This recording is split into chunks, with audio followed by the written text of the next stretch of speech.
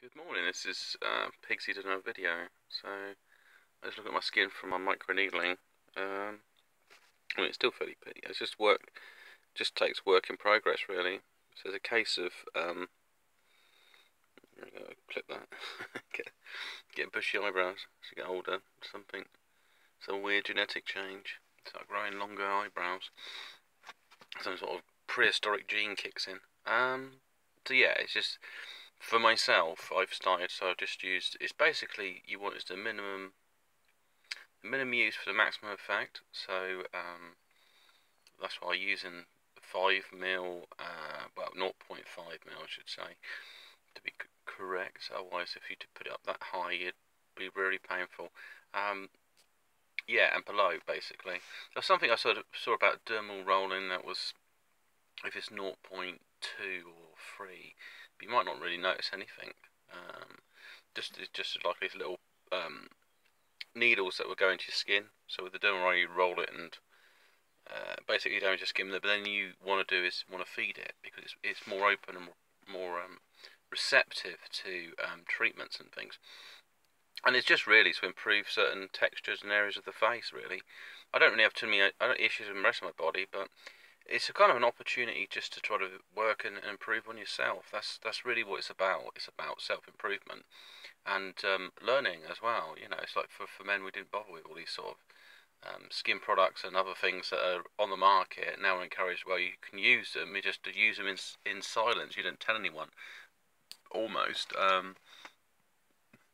But that's just the way it's been. So it's not really too problematic. Anything else going on? Yes, I had the most unusual dream. So I think I went somewhere. We could actually go there together and kind of re-insight the dream. So I'm just going back into my mind for this one. So if you are, it's kind of just a meditation thing. If you're not interested in meditation, it doesn't matter, you can listen anyway. But for your meditation, you just want to say, let your body sink. Get comfortable. I don't know if I should be holding this thing. I'd probably arm would be knackered, or I'll be filming something else. So just get comfortable, relax into the chair, and when I'm relaxed, you want to sink, and you want to be aware of the sort of the sensation of connecting to the chair, the deep feeling. You can always feel the you can feel the density of what you're sitting on as well, how soft it feels, how malleable it feels, and you feel that kind of softness as well, so you feel like you're sinking into that chair. And then just let your body become heavier and sort of relax your mind into it, and allow your feet to sort of connect to the earth, like even almost like they've got a magnetic attraction to the earth. And as you breathe in, then breathe out,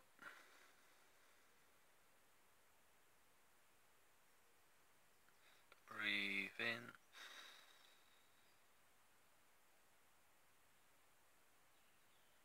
breathe out.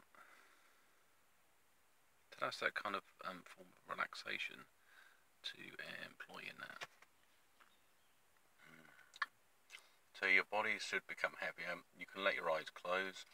Some people can meditate with their eyes open. That's what we do when we daydream. You're staring at something, and but maintain that sense of connection to the chair, and that you're relaxed, and that your mind is just focused on the moment and where you are at the moment. And then you just feel yourself drifting a bit deeper. So I want you to close your eyes. And now you're relaxed. I want you to basically we're going to take a journey. So I'll set the scene where we are. We're actually near a place, and they've been mining here, and in front of us there's a lift that will lead us underground. Basically, we're on top of the surface of the ground, and it's like a white sandy pit, and so they're going to approach the lift, and basically, just to give you, before we go take the journey down, is we're going to meet some kind of entity that I met in my dreams, and it didn't make sense at first, but I kind of picked the pieces to put it back together again. It makes sense what it is. There was something unusual about them that stuck out, and I think if you kind of do like profiling, is that you're looking for features about the person that don't seem to add up in the dream correctly, to things that don't make quite sense, and I'll explain that as we journey in. So, so what we're going to do, and also safety. So if safety, you can count yourself out if you feel like, oh, I feel uncomfortable, or whatever, maybe some other things come in your life, and you can switch back out, switch back in. The only thing is if you come out and you still feel a bit dreamy, just want to have walk around, take a few deep breaths.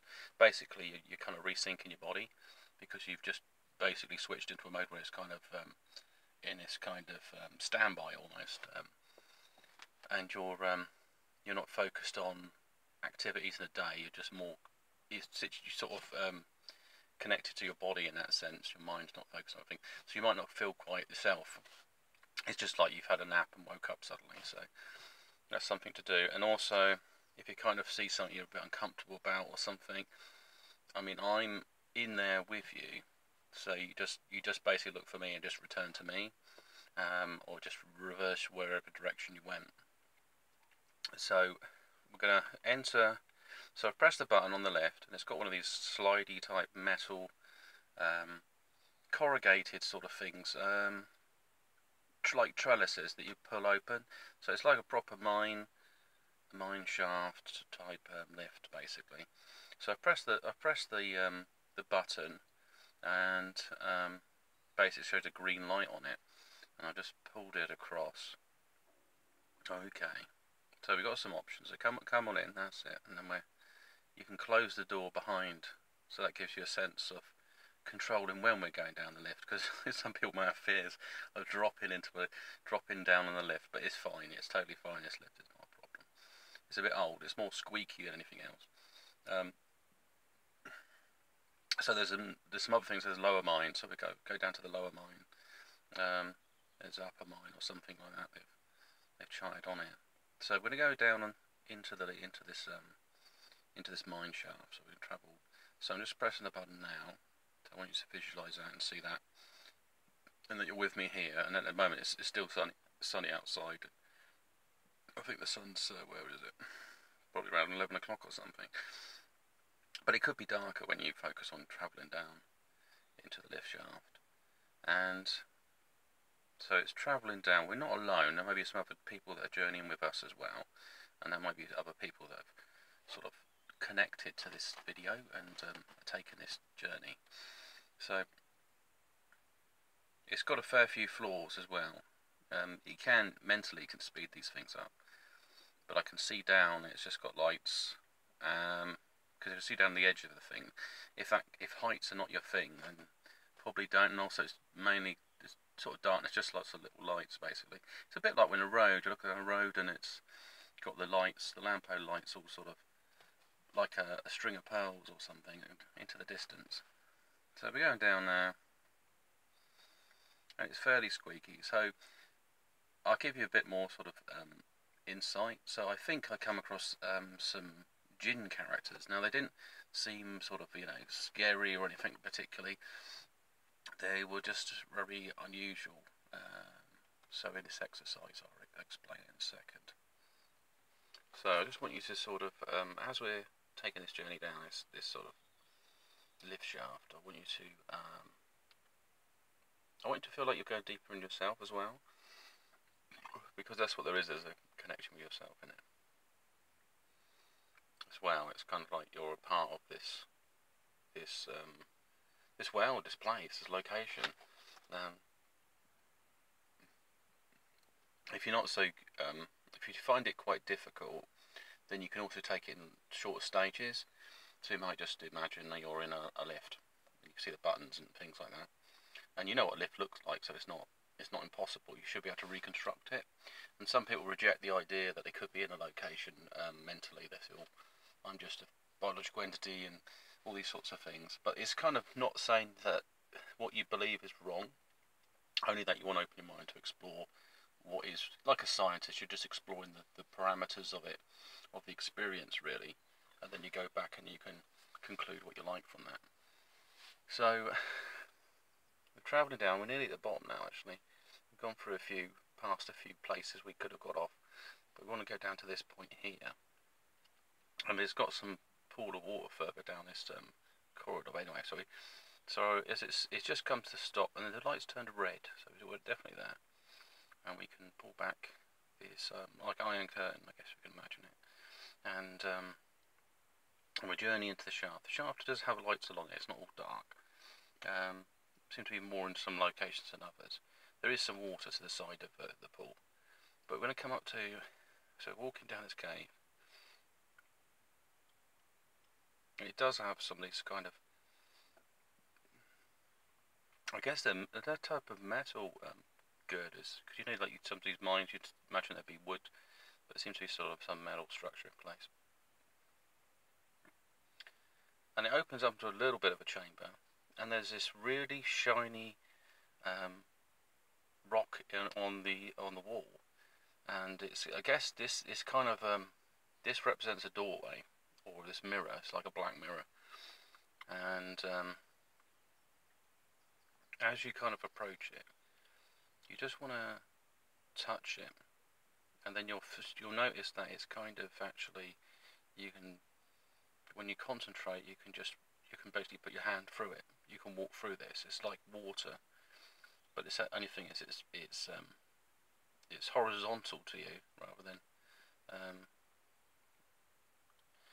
and it's got, well, actually, yes, I think of it, it's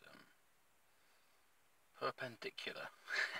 So it's basically facing you, so you can walk through it like you just step into water, but you'll find yourself into another cave system. And what we got is much more, it's a giant this chamber, and this is a place I travelled to kind of in my dreams. And but the only thing is I drove here. This was the weird thing. I was told I drove in a red car, but well, I can see there's a kind of an area where things are parked, so maybe it is a kind of secret location. But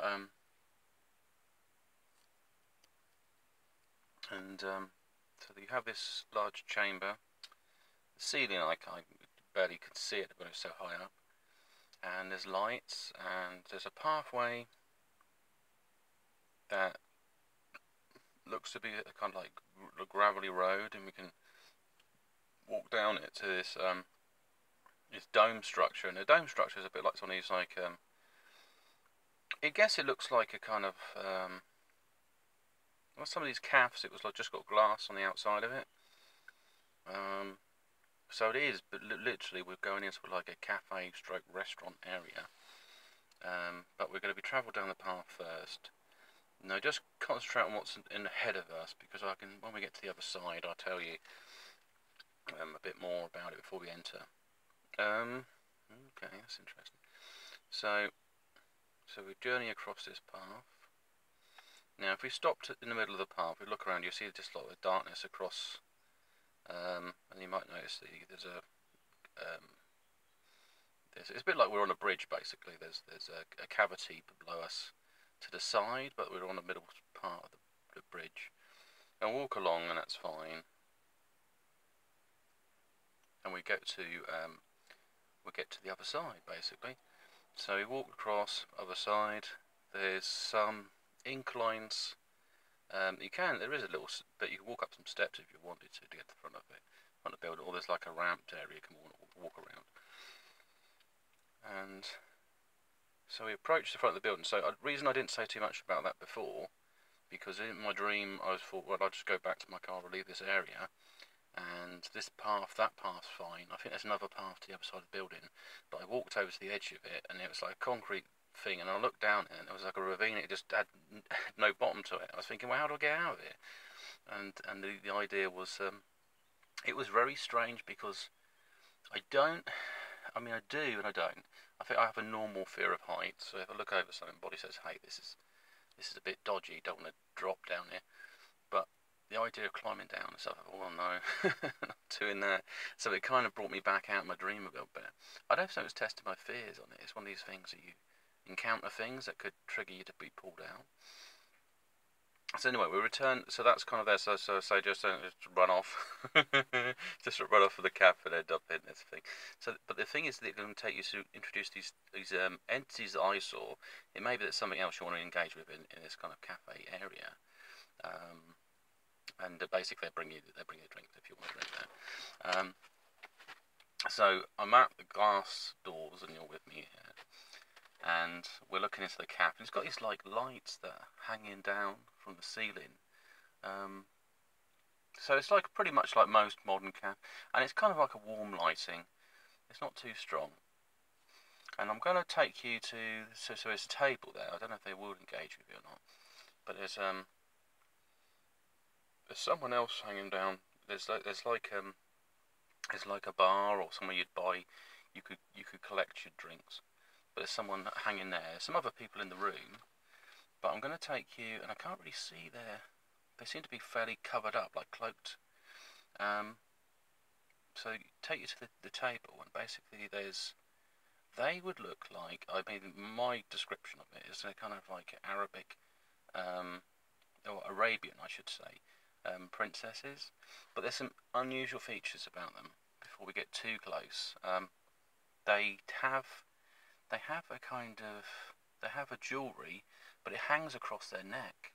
So it goes round to the hair, but it goes round here, and it's kind of like shimmering gold.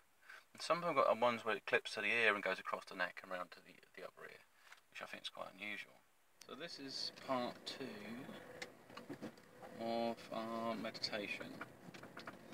So you're in the cafe, as I mentioned. You see the lights hanging down, and there's entities in the room which you can engage with as you wish, and they may be receptive. If they are less receptive, then that's fine, you can always move on to something else.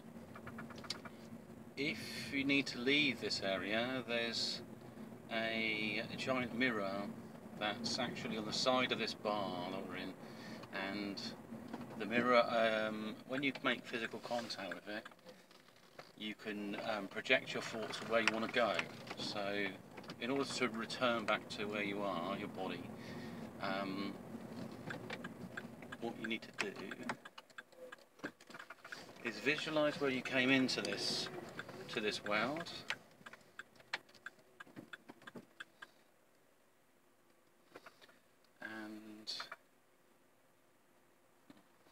and you'll see like where the lift was and the gravel on the surface well, let's put it that way.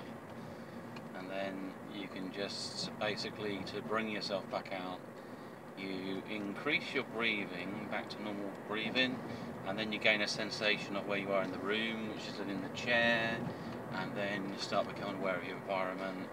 Then slowly open your eyes and you look at your knees or your hands, and let your eyes just focus on that for a few seconds, and then look around the room, breathe, and you're back in your room where you are. Everything's normal, everything's okay. And that is essentially what you do for coming back. So, but you can, knowing that, you can implement that whenever you like. While you're not near the mirror, then you're still quite happily in this world. There may be some other people in the room that might give you something. There's a few people that are guards in this room as well. And this place, it links into a capital. So I think there's another way further into like a city. But it's like built into the side of this cavern, and it's actually known as Vaux. It's a capital city for the jinn. I was doing some meditation earlier, and it kind of come to my mind, or something come into there.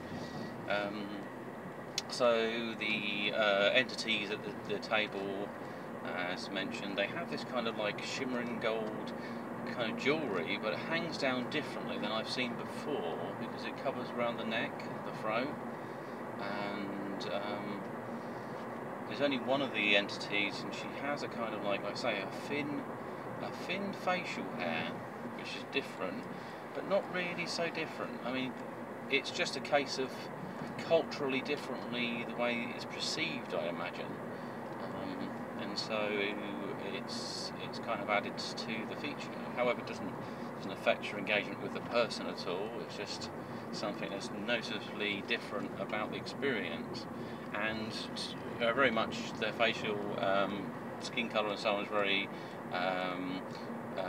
it's Arabian by appearance, and the eyes are not so far off from some of these kind of like olive green eyes, but there's a kind of shine to it where the light hits it. It could also be the lighting in the room, because it is kind of ambient there.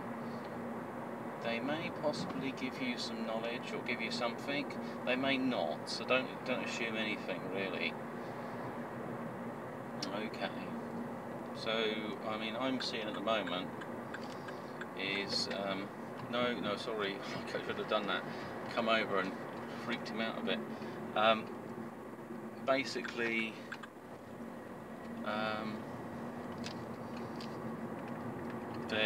I can see is a goblet, and there's a liquid in there, and one of the gin beings is suggesting a drink in it.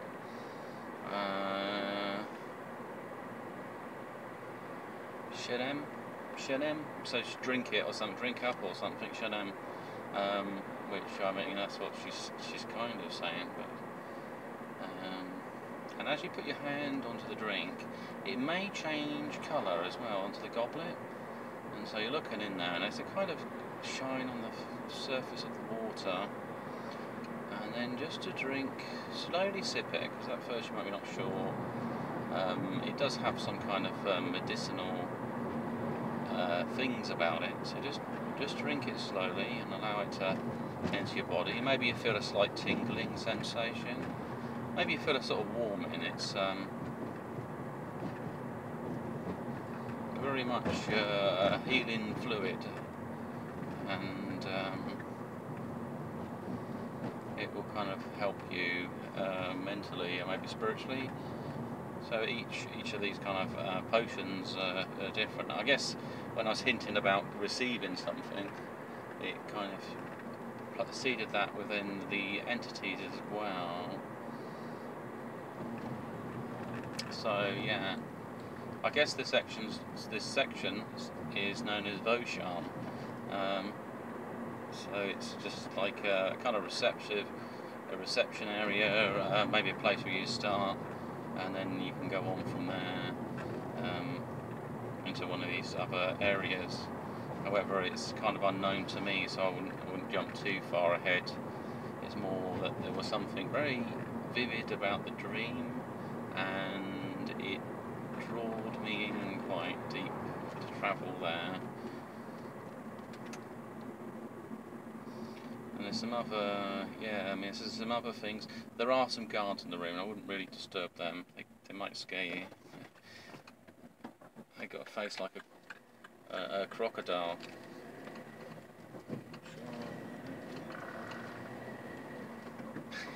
And one of them's just got, I mean, it's more human-like, but the actual teeth run up the side of the face. So if he opened his mouth, he could open it wider, much wider than a human. But they're not aggressors. They're just there, I think, as a kind of security. That's what their main function there. And also, just be careful with gifts, because sometimes gifts go both ways. You may, other things that sort of jinn can trade in is memories and feelings and other things that you associate privately, but they might gain some sort of entertainment, some connection with. So you could trade feelings as well, and some other sort of into some intellectual insights as well. So there's always a sort of coexistence between entities and humans, and it's the same way in the animal world, that they can benefit from your being, that they benefit in return. Like a cat sits on your lap and purrs because it quite likes feeling that security of being around you and belonging to something, and so it enjoys that experience. And feeling maybe protected in some way makes it sort of release any sort of tension. So in return, it gives you sort of a vibrational frequency of energy back to soothe you. So that's sort of one element of that.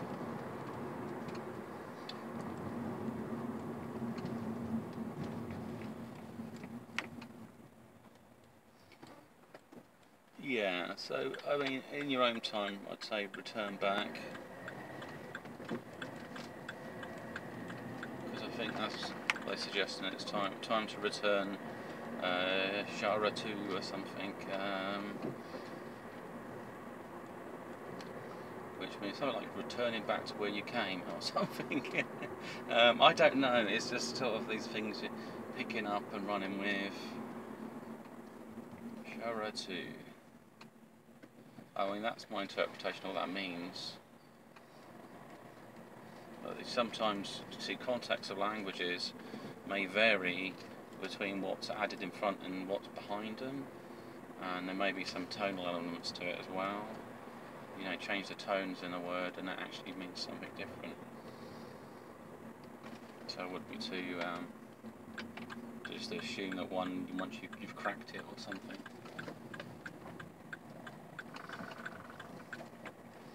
Yeah, return. I mean, because there's other things. You can come back there. I can tell you what else is in there. There's like some crystal ball there.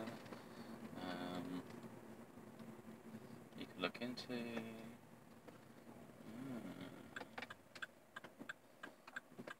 don't want to go that one. I'm going to run this bloody vehicle.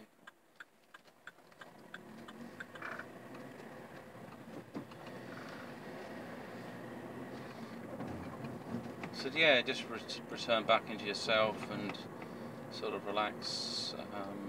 I mean, hopefully it was okay, this video. I've had to stitch them two together because there was some sound quality issues in the part one. So I've had to basically mix and play them together, because I thought, well, I've done so much of it, I might as well just stitch them together. So I mean, this location, this came in a dream. It's just very vivid, and there's a few kind of markers, I would say, or things that I profiled in that dream that didn't quite add up, like the attire that the people were dressed in, and the detail I picked up on that, and also the cavern, and believing I was somewhere else for a bit, and then realising that looking up there is actually no sky. It's just some big cavern, and where the hell is my car? That's why. Red car, and how do I get out of here? Because I wanted to travel out somewhere else, but it's just like where the girders come to the edge, and it was just a ravine down there. There was workman there, some kind of workman there, but I don't really know what it was.